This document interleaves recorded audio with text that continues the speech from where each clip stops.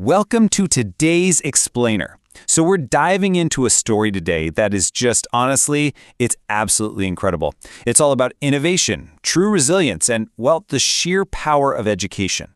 We're going to be following an 18-year-old kid named Lucas. He's a farmer's son, but man, his ambition, it stretches way, way beyond his current circumstances. He literally wants to become a world-famous scientist. But as you might guess, his path to actually transforming agriculture was anything but easy. And the insights we're going to extract from his journey today, they aren't just about farming. They are universally applicable lessons about overcoming massive obstacles and keeping that intrinsic motivation alive. So let's just get right into it. Okay, picture this. Our story starts right at sunrise on a tiny, really humble farm. Lucas is already out there, getting his hands dirty, harvesting crops with his father, John. And this is before the school day has even started. Now, John is a poor farmer, but he instilled this incredibly powerful belief in his son. Never, ever stop asking questions, because that is exactly how discoveries begin. When Lucas looks out at the dry, damaged land around him, he doesn't just see hardship. He sees a puzzle, a problem just waiting to be solved. It's such a powerful reminder that the geographical size of your hometown has absolutely zero correlation with the size of your aspirations. So you've got this massive contrast between Lucas's everyday reality and his ultimate big-picture vision. On one hand, he's literally surrounded by this harsh environment, fields just crippled by drought, which is directly threatening his family's livelihood and really the entire community. But on the other hand, he has this world-changing dream. He doesn't just want to pack up and escape the farm, he wants to invent a technological solution to actually save it. He's looking at a systemic environmental problem and deciding right then and there, you know what, I'm going to be the one to solve this. But as we all know, grand visions tend to crash headfirst into harsh realities, right? Lucas is working these grueling, back-breaking hours on the farm during the day, and by night he's literally teaching himself science using these worn-out, outdated library books. And honestly, worse than the physical exhaustion is the intense social friction he's dealing with. His classmates mock him, they tell him straight to his face that a farmer's son could never become a scientist. Yet, he isn't totally alone. He's got this super cheerful best friend named Mia who brings some much-needed humor to the hardship. She keeps telling them they're all going to need his autograph one day. And having that kind of social support, it is an absolutely crucial buffer when you're trying to break out of the mold people have cast for you.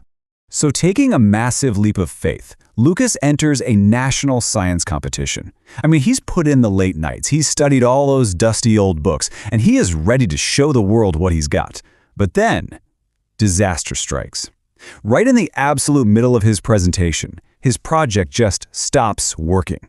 The reaction from the room is immediate and brutal. Everyone laughs. It is a deeply, deeply humiliating public failure, and Lucas walks away just completely crushed. It's exactly the kind of defeat that causes most people to abandon their goals entirely. But watching quietly from the sidelines is someone who is about to change his entire trajectory.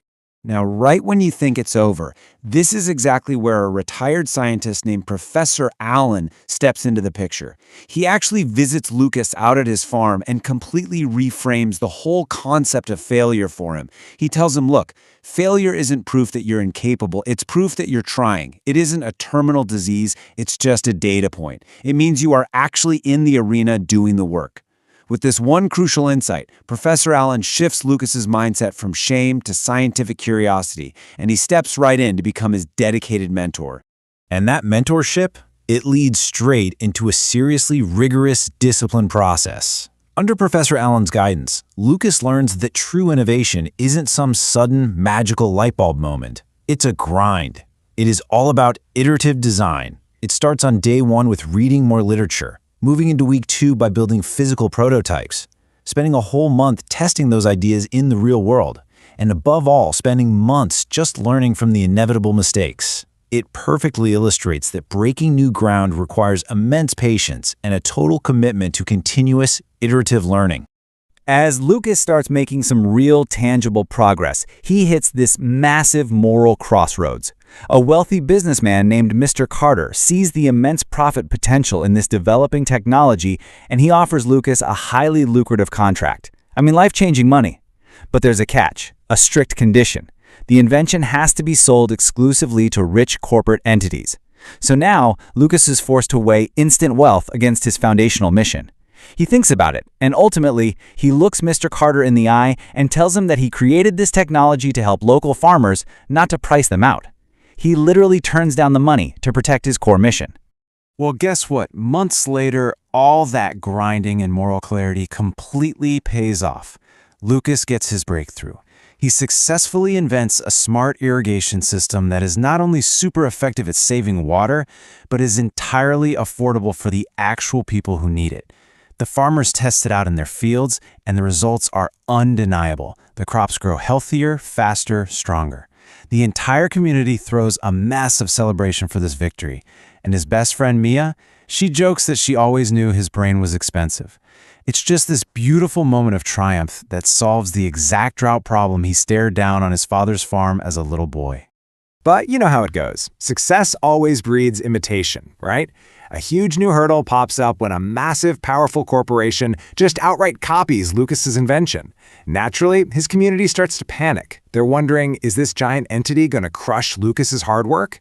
But instead of breaking his resolve, this corporate theft acts like a catalyst. It pushes Lucas to go right back to the drawing board and improve his design even further. He doesn't panic, he innovates. And the local farmers, because they recognize his genuine commitment to them, they stay loyal and continue to support him over the corporate alternative.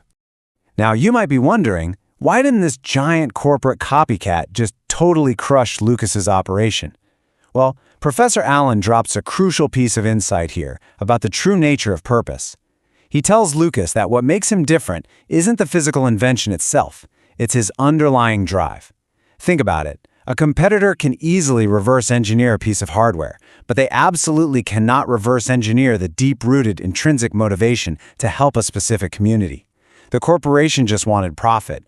Lucas wanted to solve a real-world problem for his people. And that intrinsic purpose? That is the ultimate, uncopyable competitive advantage. Fast forward a few years, and the results of that deep-rooted purpose are getting recognized globally. Lucas becomes this internationally respected scientist. I mean, he's literally making magazine headlines that read, "Farmer's Son Changes Agriculture Forever." And when a reporter asks him what inspired all of this, Lucas points right back to his roots. He explains that his father's hard work taught him one fundamental truth. Every single problem has a solution, provided you are actually willing to roll up your sleeves and put in the work for it. But here's the best part. Lucas doesn't just hoard all this success for himself. He actually distributes it. This is what you might call the true harvest. Lucas uses his newfound resources to build state-of-the-art science labs in rural schools. He donates equipment to poor students, making sure the next generation has the exact tools he had to fight so hard for. His father, John, watches all this proudly and notes that the greatest harvest isn't the crops in the field, it's seeing your child actively helping the world. Lucas has basically taken the seeds of education and planted them right back into the soil he came from. And that actually brings us to this final, just beautifully profound moment. Lucas is standing out there in this green, thriving field, completely surrounded by a new generation of young students. And one little boy looks up at him and asks the exact same question that Lucas's own classmates used to mock him with. Can someone from a poor village become a scientist? The kid is literally looking at living proof, but he still needs to hear it out loud to truly believe it's possible for himself. And Lucas, he just kneels right down next to the kid and delivers this incredibly powerful response. He says, "Your dreams don't grow because of where you live. They grow because you never stop believing."